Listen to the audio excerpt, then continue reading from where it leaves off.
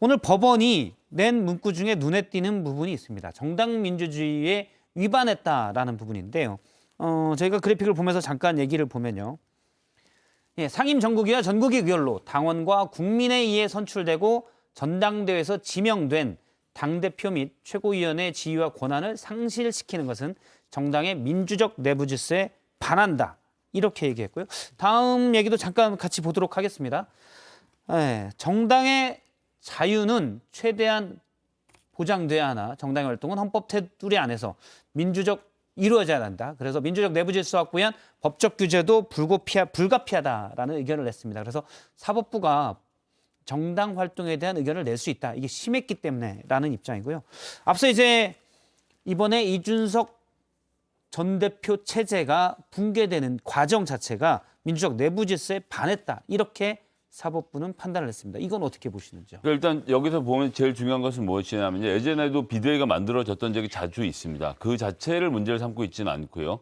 여기서 문제는 당대표와 최고위원들이 함께 협의를 해서 자, 우리 이제 더 이상 할 수가 없으니 비대위 체제로 전환합시다라고 말했을 때는 그렇게 움직였던 사례에 대해서는 그것은 맞다고 보는데 다만 이번 사례에 있어서는 일부 최고위원이 안 된다라고 말하고 당대표도 여기에 대한 반대하는 입장이었고 지금 당대표가 없어진 것이 아니라 그냥 징계를 6개월 동안 받는 상태였는데 그래서 권성동 원내대표가 그 역할을 충분히 수행하고 있는 상태에서 갑자기 전국위원회가 당원 투표 결과를 뒤집는 건 안 된다라는 아주 합리적인 판단을 내어놓은 것이기 때문에 이건 단순히 이번 판결에 있어서의 의미가 아니라 앞으로 정당 하는 데 있어서 당원들의 지지를 받고 당선된 어떤 당대표가 당내 세력이나 또는 중앙, 민주당도 마찬가지입니다. 이런 세력에서 움직임으로 당대표의 권한을 흔들 수 없다는 것을 분명하게 보여준 판결이라는 점에서 의미가 있는 것 같습니다.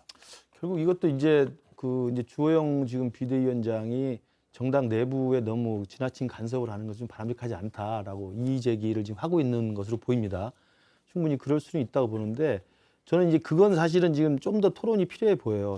제가 이제 볼 때 가장 대표적인 이 민사법원에 가가지고 이런 쟁송을 하는 게 정당하고 교회입니다. 교회도 당회라는 게 있지 않습니까? 그러면 교회 대표의 당회장인 목사가 있고 밑에 장로들이 있습니다. 그러면 항상 교회 내부인 생기면 당회가 결집해서 목사를 쫓아내는 경우가 종종 있어요. 예. 그때마다 이 민사법원에 가서 가처분 신청을 냅니다. 그때도 보면 판례를 보면 이 목사님에 대한 이 당의 회원들이 모여서 축출했을 때 가처분 인정을 받아들인 경우가 종종 있어요. 이제 그건 뭐냐면 다 집단의 자율적 결사체죠. 교회도 그렇고 정당도 그렇고. 그렇지만 그 자율적 결사체라는 이 공익적인 조직은 철저하게 헌법 질서에 같이 따라야 된다는 거거든요. 저는 그러면서 본다면 이번에 이 판사가 내린 결론은 절차적으로는 문제가 없지만 내용적으로 정당이라고 하는 민주적 기본 질서를 지켜야 되는 정당의 규범과 헌법적 질서를 심대히 훼손했기 때문에 예. 이 전국 상임위원회와 상임전국위원회와 전국위원회 결정에 의한 비대위의 출범은 무효라고 판단한 거거든요. 저는 그렇기 때문에 우리 국민의힘에서도 이 부분에 대해서 왜 우리 정당 내부에 끼어드냐라고 말을 하는 것은 제가 볼 때 굉장히 설득력이 없고 아까 제가 말씀드린 것처럼 다시 원점으로 돌아가서 간단합니다. 그냥 7월 8일 날 이준석 대표가 중징계 받았을 그때로 돌아가면 되는 거예요. 그때 돌아가서 의원총회 열고 당원들이 다 모여가지고 권성동 직무대행으로 하기로 했지 않습니까? 그때로 돌아가서 시작한다고 보면 될 것 같습니다. 예. 그러니까요. 그러니까 당대표가 이제 거리 상황이거나 혹은 최고위원의 기능이 상실됐을 경우에 그 경우에 이제 권한대행 체제로 갈 수 있다. 비대위원장을 선임했을 때 이제 비대위 체제로 간다라고 되어 있는 건데 당대표를 사고다라고 이미 규정을 했고 법원에서는 최고위원의 기능도 상실된 게 아니라고 판단을 한 거잖아요. 그리고 남아있는 사퇴 의향을 밝히지 않았던 정미경 최고위원이나 김용태 최고위원 남아있기 때문에 최고위원을 추가로 전국위원을 통해서 임명을 하면 기능이 그대로 남아있다고 예. 본 거잖아요. 그러니까 애초에 서병수 전국위 의장이 잘 판단을 하셨다는 생각이 들더라고요. 그때 그렇게 얘기하셨잖아요. 최고위원 그렇죠. 사퇴하고 공석이 되면 전국위원회에서 최고위원을 뽑으면 된다. 그리고 비대위 체제로 가는 거는 이 상황에서는 불가능하다라고 판단을 했거든요. 그 정확한 판단이었다는 생각이 들어서 판단을 했다가 나중에 예, 나중에 바뀌었죠. 또 이제 하루 만에 바뀌었는데 바뀌기까지의 그 맥락이 어떻게 그렇게 변경이 됐는지는 또 우리가 또 연구해봐야 될 대목이라고 생각을 하고요. 그래서 그 시점에 서병수 정미 의장이 위원장인가요? 판단한 그 부분대로 했으면 그 판단대로 애초에 갔더라면 뭐 소용없는 이야기이긴 합니다만 합리적인 판단을 그 당시에 했던 게 아닌가 이런 생각이 그럼 드네요. 이제 앞으로를 얘기해야 되겠죠. 잠시만요. 그거 아까 제가 말씀드렸지만 요 법원 판단의 내용을 좀 더 보고 저희가 쭉 준비를 했습니다. 앞으로 국민의힘 입장, 그 얘기 할게요, 이준석 그러면. 대표 입장, 그때 어떻게 가야 제가 되는지. 하나 이제 예. 당 입장에서 이제 얘기를 해야 될 것 같아요. 예. 세 분이 다 이제 다른 얘기를 하시니까 잘 보면요, 그 상임정국위원회에서 비상상황이라고 그 당원 해석권을 가지고 선언한 그 부분을 문제 삼는 규정 예. 구절이 있더라고요. 제가 읽어봤더니 당원 해석의 권한을 갖고 있는 데에서 해석을 한 게 아니라 당헌 적용에 관한 의견을 제시했다라고 돼 있어요. 굉장히 복잡해서 제가 한 20분, 30분 생각을 해. 이게 도대체 무슨 얘기인가 모르겠어요, 아직도. 해석 권한을 갖고 있는데 의견을 제시한 거기 때문에 효력에 대해서 의문이 있다는 식으로 적용을 법원에서 했다고 돼 있죠. 얘기했다고. 예. 네. 결론은 제가 볼 때 이 민사 재판에 가처분 인용이냐의 여부를 판단하는 재판부가 거의 헌법 재판을 한 것 같다는 생각이 들어요. 정당 민주주의에 관련한.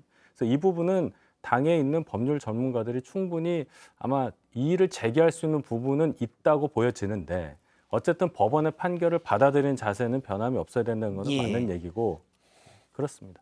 네, 그 부분은 이제 법원의 여러 가지 오늘 판결문을 보면 좀 과한 부분이 있다라고 윤희석 대변인님 이해가 잘안 가는 부분이 일단 존중하겠다는 거고요. 존중해야죠. 김민식 교수님은 물론 같은 당이지만 법원의 판단 일단 존중해야지 뭐 인권법 연구회 출신의 판사를 할지 이런 네. 부분은 부적절하다. 유상범 의원이 그 얘기를 했습니다. 근데 부적절하다는 얘기라는 거죠. 그러니까 판사의 판결을 판결문 자체로 보지 않고 판사의 성향으로 보는 건 절대 해서는 안 되는. 과거에 우리가 그렇게 민주당 비난했던 정경심 교수 유죄 판결한 판사, 그 드루킹 김경수 지사 유죄 판결한 판사, 그다음에 한명숙 총 유죄 판결한 판사 가지고 민주당 팬덤들이 얼마나 비난했습니까? 그런 걸 되풀이해서는 안 된다는 말씀이고요. 법원 판결 이후에도 이 법원의 판결문의 조목조목 문구 자체를 가지고 법리 다툼을 하는 것은 제가 볼 때 예. 법률가들이 할 일이지 지금 국민의힘 지도부나 우리 집권 여당의 차원에서 이걸 비상사태로 우리가 다시 한번 정말 마음속으로 생각하고 어떻게 다시 출발할지를 생각해야 된다고 봐요. 그러면 법원의 판단은 여기까지가 저희가 좀 분석을 해보고요. 지금 앞으로를 좀 얘기를 할 텐데 이 부분이 제일 좀 윤석열 정부로서는 또 집권 여당으로서는 아픈 부분이 이 판단 안에 하나가 있습니다. 이걸 하나 얘기를 하면서 가겠습니다.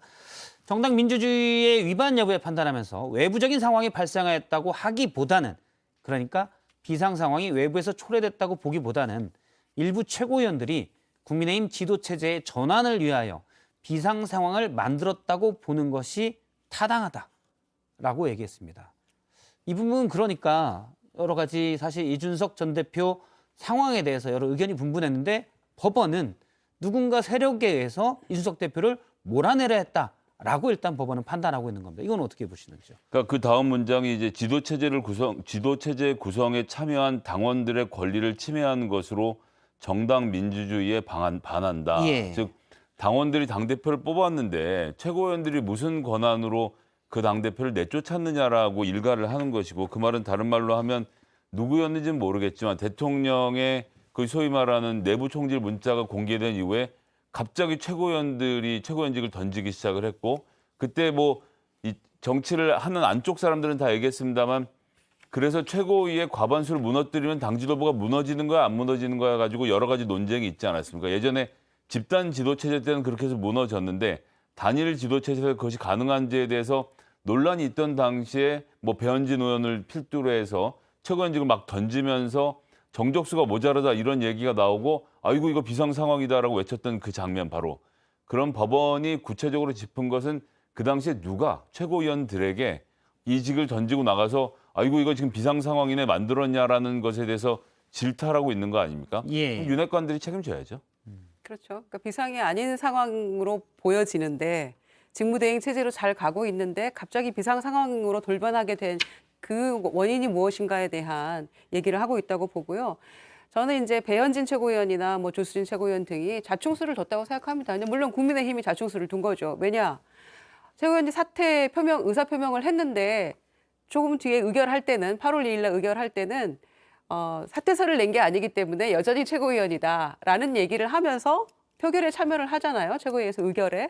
그게 이제 기능 상실이 안 된 걸로 볼 수 있는 근거가 되기 때문에 오히려 자충수를 뒀다.